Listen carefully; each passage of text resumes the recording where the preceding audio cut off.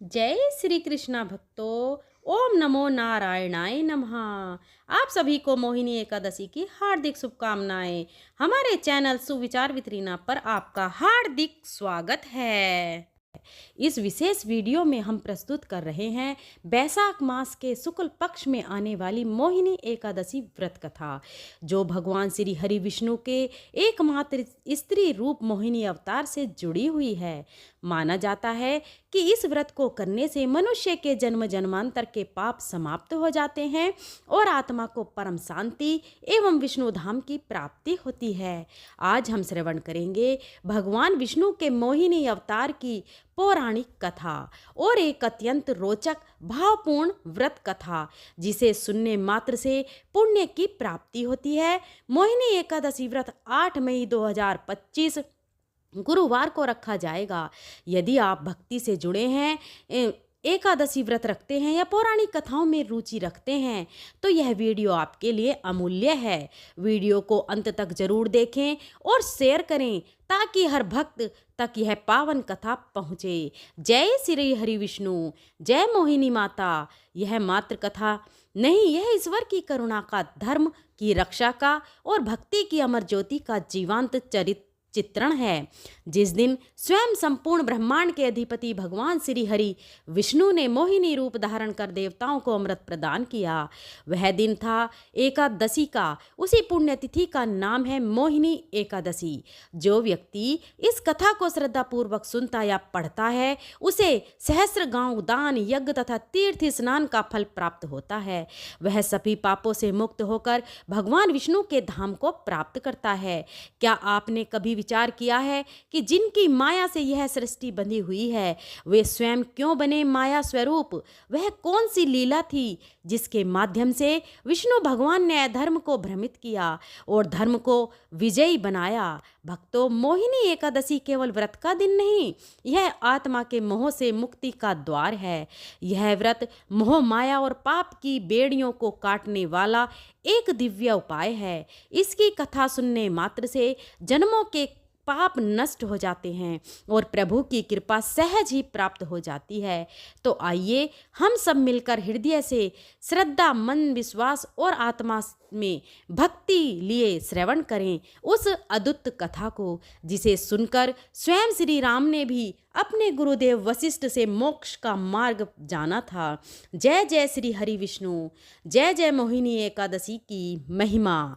भक्तों, प्राचीन समय की बात है। बैसाख मास में जब शीतल वायु मंद मंद बह रही थी, पुष्पों की सुगंध वातावरण को पवित्र कर रही थी, तब धर्मराज युधिष्ठिर ने भगवान श्री कृष्ण से अत्यंत विनम्रता से पूछा, हे वासुदेव, आप तो त्रिकाल यज्ञ हैं, समस्त जीवों के हितैषी हैं। कृपया मुझे यह बताइए कि बैसाख मास के शुक्ल पक्ष की एकादशी का क्या नाम है, उसकी क्या कथा है, उस व्रत के पालन से क्या फल प्राप्त होता है और उसकी विधि क्या है?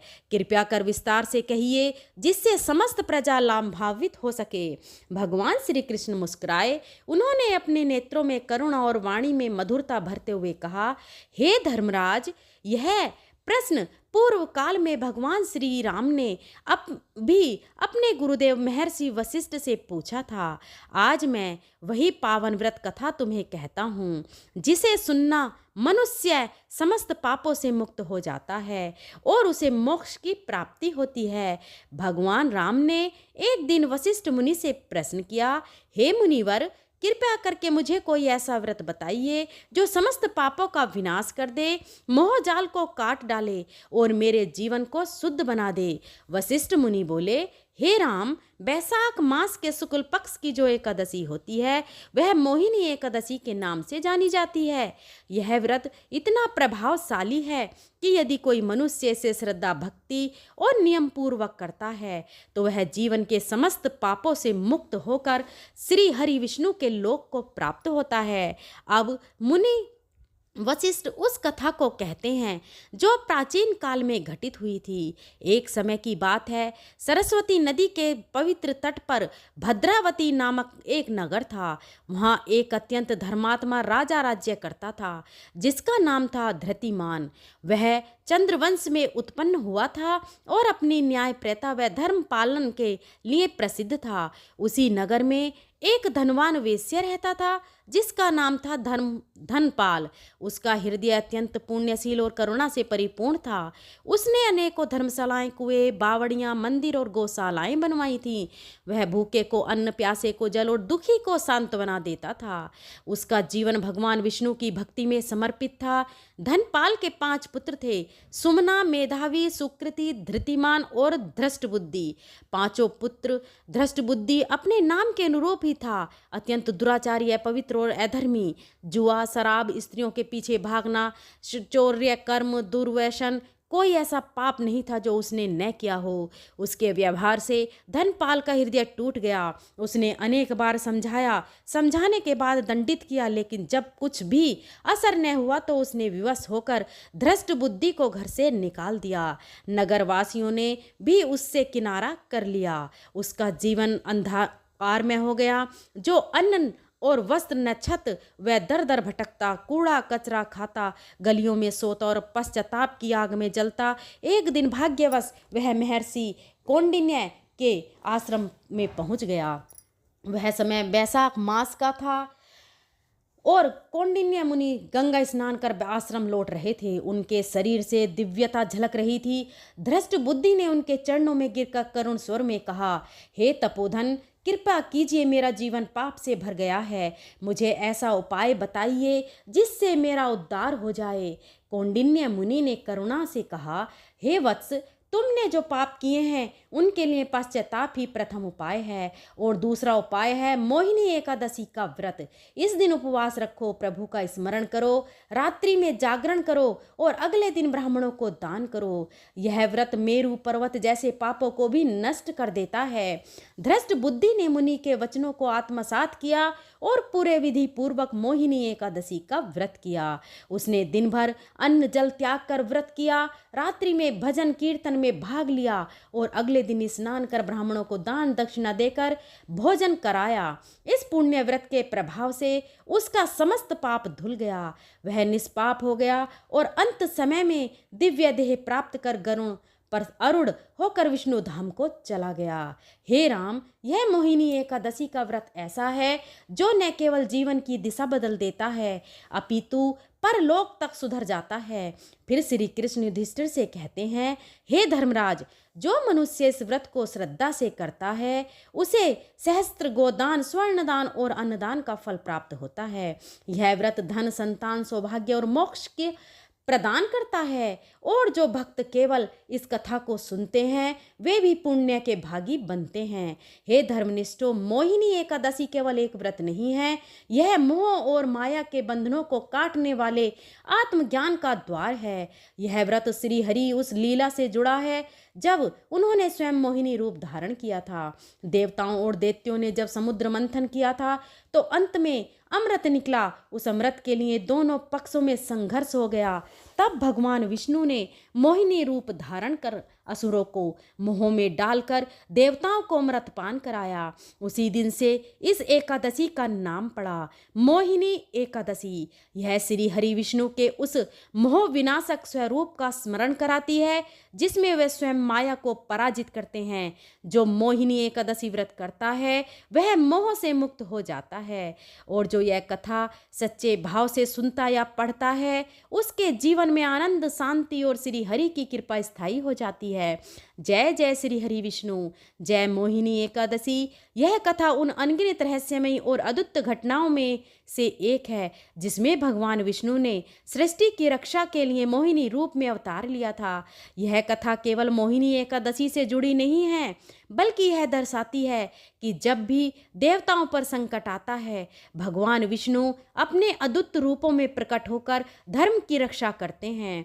सनातन धर्म में भगवान विष्णु के अनेक अवतार हैं, मत्स्य, क्रूम, वाराह, नरसिंह, वामन, परशुराम, राम, कृष्ण आदि, परंतु इन सभी में एक अवतार सबसे अनूठा है, मोहिनी अवतार। यह विष्णु भगवान का एकमात्र स्त्री रूप था जिसमें उन्होंने नारी रूप में आकर देवताओं की रक्षा की और अमृत को असुरों के हाथों में जाने से बचाया। यह कथा केवल शक्ति और चातुर्य की नहीं बल्कि धर्म और अधर्म के संघर्ष की भी है। इसमें छल, मोह, बलिदान और ब्रह्मा की योजना का गूढ़ रहस्य छिपा है।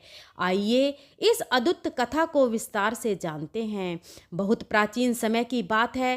त्रिलोक में अत्यंत उथल पुथल मची हुई थी। देवता और दानव दोनों ही स्वर्ग और पृथ्वी पर साम्राज्य के लिए प्रयासरत थे। वेदों का ज्ञान लुप्त प्राय हो चला था और तपस्वियों की साधना में विघ्न पड़ने लगे थे। उस समय के असुर, विशेषकर महाबली राक्षसों ने अत्यधिक शक्ति अर्जित कर ली थी और देवताओं को पराजित कर स्वर्ग से निष्कासित कर दिया था। इंद्र, वरुण, अग्नि, यम सभी देवता त्रस्त हो उठे। उन्होंने ब्रह्मा जी से सलाह ली और फिर सब मिलकर क्षीर सागर में शयन कर रहे भगवान विष्णु की शरण में पहुँचे।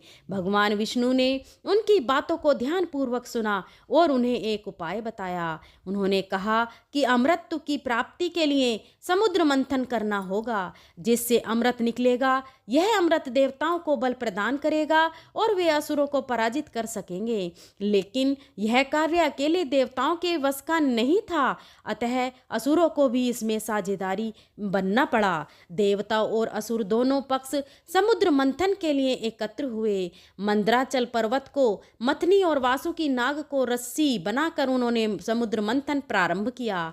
यह एक अत्यंत कठिन और लंबी प्रक्रिया थी। जब मंथन शुरू हुआ तो सबसे पहले हलाहल विष निकला, जो अत्यंत घातक और विनाशकारी था। कोई भी उसे ग्रहण करने को तैयार नहीं हुआ। जब समस्त देवता दानव भयभीत होकर पीछे हटने लगे, तब भगवान शिव ने संसार की रक्षा हेतु उस विष को अपने कंठ में धारण किया। तभी से वे नीलकंठ कहलाए। इसके पश्चात मंथन से एक एक करके रत्न निकलने लगे। ऐरावत, हाथी, कामधेनु, कल्प वृक्ष, अप्सराएं, चंद्रमा और अंततः लक्ष्मी जी प्रकट हुईं, जिन्हें भगवान विष्णु ने अपनी पत्नी के रूप में स्वीकार किया। मंथन का अंतिम और सबसे महत्वपूर्ण फल था अमृत कलश। जब भगवान धन्वंतरी अमृत कलश लेकर प्रकट हुए, तब देवता और असुर दोनों ही उनकी ओर लपके। असुर अमृत प्राप्त करने को लालायित थे और उनकी संख्या और शक्ति अधिक थी। देवता चिंतित हो उठे कि यदि असुर अमृत प्राप्त कर लेंगे तो उनका विनाश निश्चित है। इस संकट को दूर करने के लिए भगवान विष्णु ने एक दिव्य रूप धारण किया, मोहिनी स्वरूप। मोहिनी का सौंदर्य ऐसा था कि देखने वाला उसे देखता ही रह जाए। देवता और असुर दोनों ही उसकी ओर आकर्षित हो उठे। उस पर मोहिनी ने अपनी मधुर मुस्कान और सौम्य वाणी से सबको शांति से बैठा दिया और कहा, मैं अमृत वितरण करूंगी, लेकिन मेरी एक शर्त है। मैं जिसे जैसा दूं वह वैसा ही स्वीकार करेगा। उसकी मधुरता और आकर्षण के वशीभूत होकर सभी असुर सहमत हो गए। मोहिनी ने चालाकी से सबसे पहले देवताओं को अमृत पिलाना शुरू किया। असुर भ्रमित होकर अपनी बारी की प्रतीक्षा करते रहे। तभी एक चालाक राक्षस स्वरभानु देवता का रूप धारण कर देवताओं के मध्य जा बैठा और अमृत पीने लगा। लेकिन जैसे ही अमृत उसके कंठ में पहुंचा, सूर्य और चंद्रमा ने उसकी पहचान कर ली और भगवान विष्णु को सूचित किया। मोहिनी रूप में भगवान विष्णु ने तत्क्षण सुदर्शन चक्र चलाया और स्वर भानु का सिर उसके धड़ से अलग कर दिया। किंतु अमृत गले तक पहुंच चुका था, अतः उसका सिर और धड़ दोनों अमर हो गए। उसका सिर राहु और धड़ केतु कहलाया। तभी से राहु और केतु सूर्य और चंद्रमा से शत्रुता रखते हैं और काल काल पर उन्हें ग्रसते हैं, जिसे हम ग्रहण के रूप में जानते हैं। इस प्रकार देवताओं को अमृत प्राप्त हुआ और वह पुनः बलवान हो गए। उन्होंने असुरों को पराजित कर स्वर्गलोक को पुनः प्राप्त किया। भगवान विष्णु का यह मोहिनी अवतार केवल एक स्त्री रूप नहीं था, यह सृष्टि की रक्षा के लिए रचा गया एक अद्भुत अलौकिक लीला थी। इस रूप में भगवान ने यह सिद्ध किया कि नारी का सौंदर्य केवल मोहित करने वाला नहीं, बल्कि संकट से उबारने वाला भी हो सकता है। यह मोहिनी अवतार न केवल पौराणिक दृष्टि से बल्कि आध्यात्मिक रूप से भी अत्यंत महत्वपूर्ण है। यह दर्शाता है कि भगवान जब भी सृष्टि में धर्म का ह्रास करते हैं, देखते हैं, तब वह किसी न किसी रूप में अवतरित होकर धर्म की स्थापना करते हैं। मोहिनी एकादशी इसी मोहिनी अवतार की स्मृति में मनाई जाती है। इस दिन व्रत रखने से मोह का नाश होता है, चित्त शुद्ध होता है और भक्तजन भगवान विष्णु की कृपा के पात्र बनते हैं। जो व्यक्ति इस कथा को श्रद्धापूर्वक सुनता या पढ़ता है उसे सहस्र गांव दान, यज्ञ तथा तीर्थ स्नान का फल प्राप्त होता है। यह कथा हमें सिखाती है कि विश्वास, धैर्य और भक्ति के साथ यदि हम जीवन की कठिनाइयों का सामना करें तो स्वयं भगवान हमारी सहायता के लिए कोई न कोई रूप लेकर अवश्य प्रकट होते हैं। श्री हरि विष्णु भगवान की जय। मोहिनी एकादशी की शुभकामनाएं। हिंदू पंचांग के अनुसार 7 मई 2025 को सुबह 10:19 पर एकादशी तिथि प्रारंभ होगी और 8 मई 2025 को दोपहर 12:29 पर एकादशी तिथि समाप्त होगी। उदया तिथि में मोहिनी एकादशी व्रत 8 मई 2025 गुरुवार को रखा जाएगा। इस दिन भगवान विष्णु के मोहिनी स्वरूप में मां लक्ष्मी की पूजा करने से मनोवांछित फल की प्राप्ति होती है। मोहिनी एकादशी व्रत पारण का समय। मोहिनी एकादशी व्रत का पारण 9 मई 2025 को किया जाएगा। व्रत पारण का शुभ मुहूर्त सुबह 5:34 से सुबह 8:16 तक रहेगा। मोहिनी रूप की यह लीला केवल भौतिक नहीं, गूढ़ आध्यात्मिक भी थी। यह दर्शाती है कि अधर्म को पराजित करने के लिए भगवान किसी भी रूप को धारण कर सकते हैं, चाहे वह स्त्री का ही क्यों न हो। इस अवतार की विशेषताएं। नंबर 1, यह विष्णु का एक मात्र स्त्री अवतार है। इसमें नंबर 2, भगवान ने माया और चातुर्य से धर्म की रक्षा की। नंबर 3, यह अवतार मोह, आकर्षण की वास्तविक प्रकृति को भी दर्शाता है कि सत्य और धर्म के साथ ही वह सार्थक है। नंबर 4, यही इस कारण है कि मोहिनी एकादशी का नाम इस अवतार के नाम पर रखा गया। मोहिनी अवतार की यह कथा हमें सिखाती है कि धर्म की रक्षा के लिए भगवान किसी भी रूप में प्रकट हो सकते हैं। यह कथा केवल एक धार्मिक घटना नहीं बल्कि नीति, संकल्प और उद्देश्य का प्रतीक है। जो भक्त मोहिनी अवतार की कथा को श्रद्धा से सुनता है उसे मोह, अज्ञान, पाप, आसक्ति से मुक्ति मिलती है और वह अपने जीवन को धर्म पथ पर स्थित कर सकता है। मोहिनी एकादशी व्रत विधि। 10वीं तिथि को रात्रि में सात्विक भोजन करें और काम क्रोध से दूर रहें। एकादशी के दिन ब्रह्म मुहूर्त में उठकर स्नान करें। व्रत का संकल्प लें। भगवान विष्णु की पूजा तुलसी, पीले पुष्प, दीप, धूप, नैवेद्य से करें। दिन भर उपवास करें, निर्जला या फलाहार। रात्रि में भजन, कीर्तन और जागरण करें। द्वादशी को ब्राह्मणों को भोजन दान देकर व्रत का पारण करें। व्रत का फल है सहस्त्र गोदान जितना पुण्य है, पूर्व जन्मों के पापों का नाश, मोह माया और भ्रम से मुक्ति, विष्णु लोक की प्राप्ति। इस प्रकार मोहिनी एकादशी केवल एक व्रत नहीं अपितु आत्मा की शुद्धि और मोक्ष का साधन है। जो श्रद्धा से इस व्रत को करता है वह सभी पापों से मुक्त होकर भगवान विष्णु के धाम को प्राप्त करता है। अगर आपको यह कथा थोड़ी भी अच्छी लगी हो और भगवान का आपको थोड़ा भी आभास हुआ हो तो इस वीडियो को लाइक करें और अपनी फ्रेंड और फैमिली में शेयर करें। हमारे चैनल सुविचार विद रीना को सब्सक्राइब करें। अगर बोलने में मेरे कोई त्रुटि रही हो तो मैं उसके लिए क्षमा प्रार्थी हूँ। मिलते हैं अगली वीडियो में, तब तक के लिए धन्यवाद। जय श्री हरि विष्णु।